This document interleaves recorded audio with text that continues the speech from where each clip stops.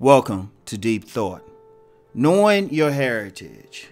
And let me shout out a young lady who wanted me to address this about knowing your heritage, Victoria Lynn. And, you know, that's very important because in order to really be in a relationship, because she asked in the context of relationships and stuff, like knowing your heritage and knowing the heritage of the person you're married. You know, in indigenous African culture, and it's still the case now, right? Still the case now in many places that retain some of their older traditions. It was never so much a thing of two individuals marrying, but two families marrying. And that's very important. It's very important. And I know, you know, bloodline is important for people who practice certain indigenous traditions, spiritual traditions, because of, you know, the belief that, you know, certain ancestors come back into your line, right? And, you know, if you want to get an idea, well, let me get into that. And I've talked about that before when I talked about the science of bloodlines, right? You know, it's really, you know, one of the things we do in this culture, we mate randomly. We don't think. We don't look at the big picture. We just see that person, right? We see that person and they're fine. You know, if they, you know, if a woman looking at a man, oh yeah, he tall. Oh yeah, I see the eggplant. All of that, right? They look good, but then you ain't thinking about what else you're getting, what type of family that person got. Because if you have children with their family, you're going to see some of those traits, right? Or like, you know, with some men, they say, oh, man, she got a big old butt and big breasts. Y'all know I like saying that, right? For those people who are just real technical, I know the word is breast. Anyway, right? Yeah, you see all of that, but you don't see that family crazy, right? Like, I remember on an esoteric level, I remember a priest there was a conversation on this one website, and they were talking about, you know, vampires, right?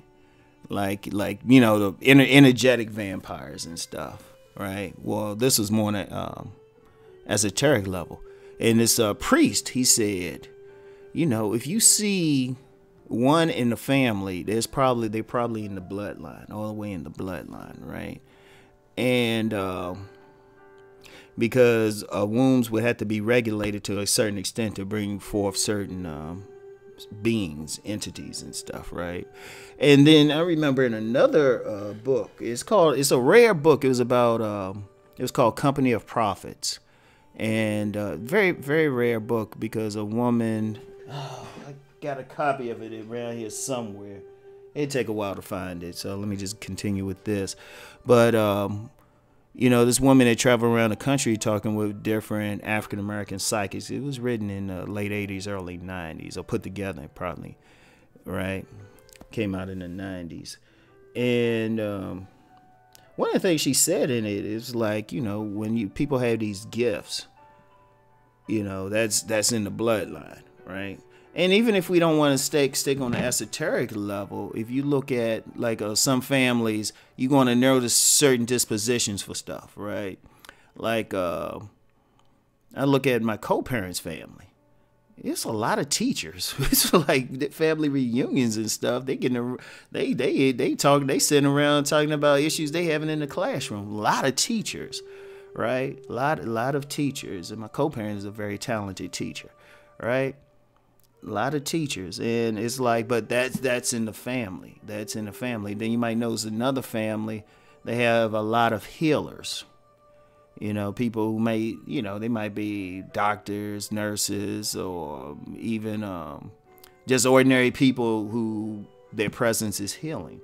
Or some families that are full of the personality type is full of creative people, right? Real creative. That's like my maternal bloodline, like a bunch of artists and singers and people like that, right? And also it could be bad. I remember I remember when I was young, hang out with some guys who lived, some boys that lived near my grandfather. And there was a certain family in the neighborhood everybody just kind of tried to avoid because it was like a whole family of criminals. I can't even call their name because one of the sons played in the NFL, right? But it was just the whole family was a bunch of criminals. I think they put up with the one that ended up going to the NFL just because he was so talented. And it's ironic. Well, I ain't gonna put his name out, but his whole family, they were just criminals. Just like, stay away from them. Like the whole family. It was like genetic and whatnot, right? The whole family and stuff. But you'll have that, right? And bringing it back around to knowing your own heritage. Remember, that's what you're bringing. Especially if you're talking about having children. Now, if you don't want to have children or create a family, it don't matter. You're just a free agent. But if you're talking about sending your genes into the future, it's not just those genes, but your family genes, right? And, you want to know, okay, this is what I'm bringing to the table. This is what the children will likely be like and what they'll get into, right? This is what they'll likely think about. This is where they're going because that's what you're bringing in. And really, and there's a science behind that. Like people talk about selective breeding and stuff. It's like the Honorable Louis Farrakhan once said, and he attributed this, I think, to the Honorable Elijah Muhammad. 3 things that the white man wouldn't teach the black man. It was the science of business, the science of war, and then the science of mating. Let's get into that mating thing. If you notice, people who are in that 0.1%, and I mentioned this before on something. When people say 1%, if you're making 6 figures, you pretty much 1%, right? It technically it should be the 0.1%. But if you look at some of those families, right, and why they keep money in, they very big on bloodline. Even within the black community, like the group of people like for lack of a better term, called the boule. It's technically not the boule, because I know, like I said, you always get somebody like, well, nah, they ain't the boule, just an organization. It's like, look, man, we going on a pop culture thing, okay? Sometimes you got to speed, sometimes you got slang is applied. But when you talk about like the black upper class or something, they very much looking at your bloodline. They don't mate randomly, right? So that heritage thing is important because they're thinking from the head up. Okay, what type of family they come from? Because they know if you got a family of crazy people, right? You got a family of crazy volatile people, right? You're going to see that. You're going to see that. In fact, that got back to me about somebody said about somebody was trying to date one of my cousins. With this dude was trying to date one of my cousins, and his grandmother knew my family well and actually told him, nah, you don't want to marry into that family, they crazy. He laughed. Yeah, she dropped his dumb ass anyway, but still. Actually, my family is kind of volatile. They're extremely volatile. But yeah, but that heritage thing, you got to know it because, in all seriousness, one, you have to know what you're bringing to the table because it's not just you. You bring in genetic information from like 10,000 years. And there's a lot of people that went into making you. And there's a lot of people in your family, in your bloodline. That's what you're bringing.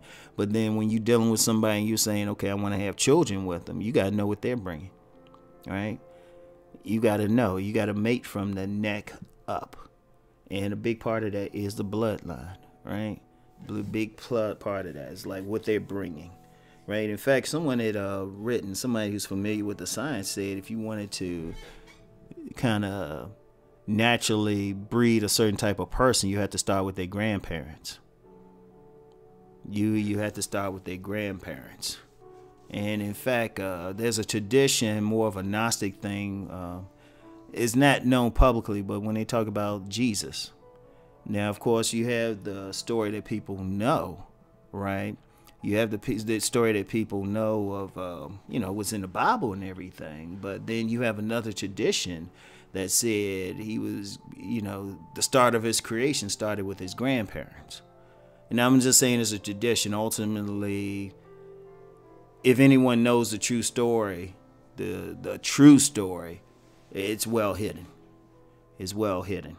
And I'm not going to get into why it's well hidden, but it's well hidden. But that's one of the traditions. Like, they created Jesus starting with his grandparents, right? So anyway, knowing your heritage, very important. So that's all I got for now. I'll get back with y'all later. Peace and blessings.